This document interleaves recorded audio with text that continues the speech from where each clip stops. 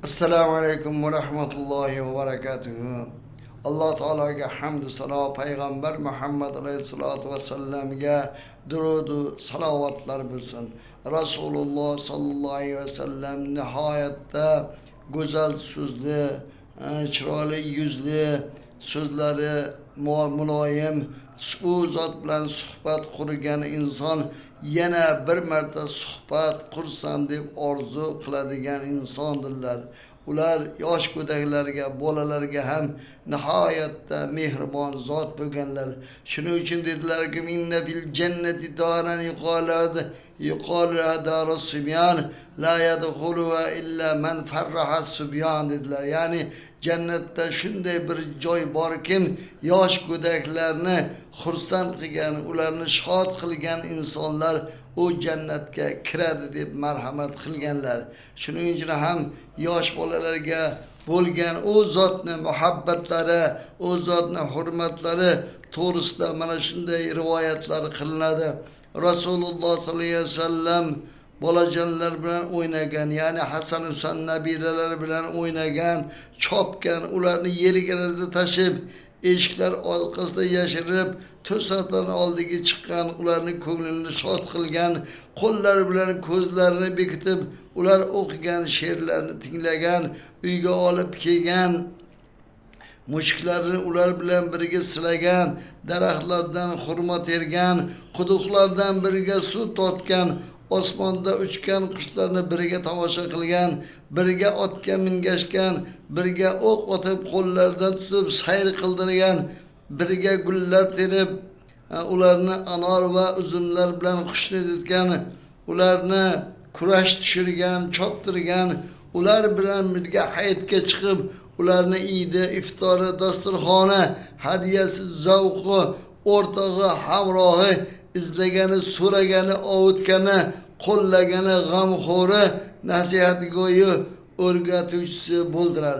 Ya'ni payg'ambar alayhisolatu vasallam nabiralariga mana shunday g'amxo'rlik qildilarkim, demak biz aziz mo'min musulmonlar nabiralarimiz, farzandlarimizga payg'ambar alayhisolatu vasallamdek mehr muruvvat ko'rsatishimiz kerak.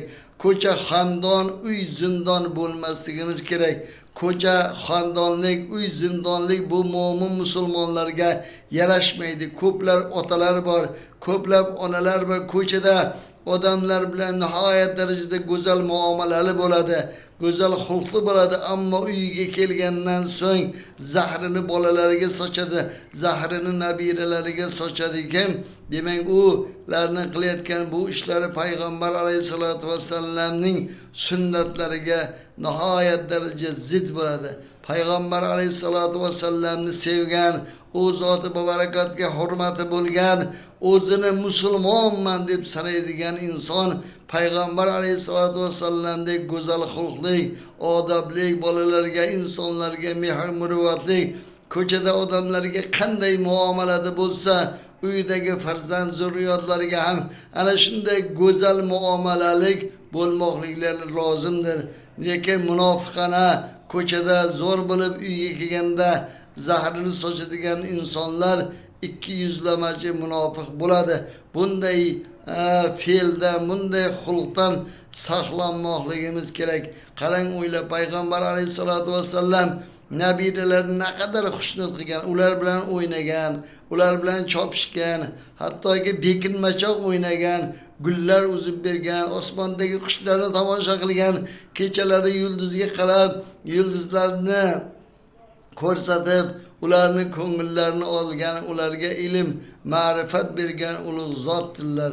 Shuning uchun har birimiz farzandlarimizga mana shunday go'zal bilan umrbod esidan chiqmaydigan ishlarni qilishimiz kerak. Afsuski, bugun ko'plarimiz bu xulqdan, bu odobdan uzoqdamiz. Yana bir narsani bilib olishligimiz kerak azizlar.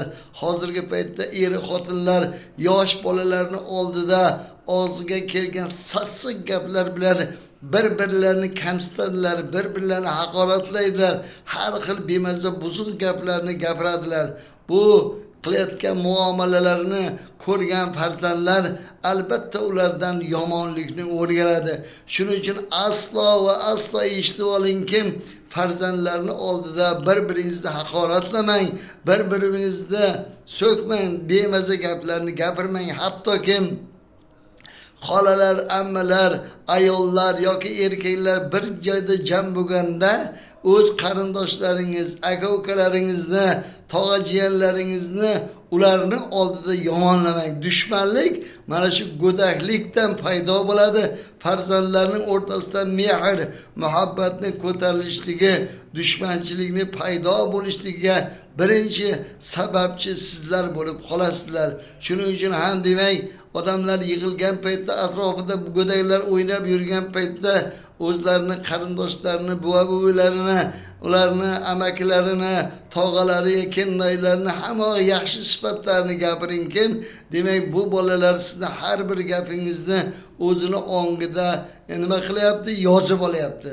Ertaga bu narsalarni qaytaradi. Bu amakim bizni dushmanimiz bo'lgan ekan, oilamizni dushmani bo'lgan ekan, tog'amiz bizni asli dushmanimiz ekan, bizni ko'rolmaydigan inson bo'lgan, kennayimiz, yangamiz yomon odam bo'lgan ekan degan fikr yoki xolalar, ammalarimiz yomon insonlar ekan degan fikrga borib qolmasin.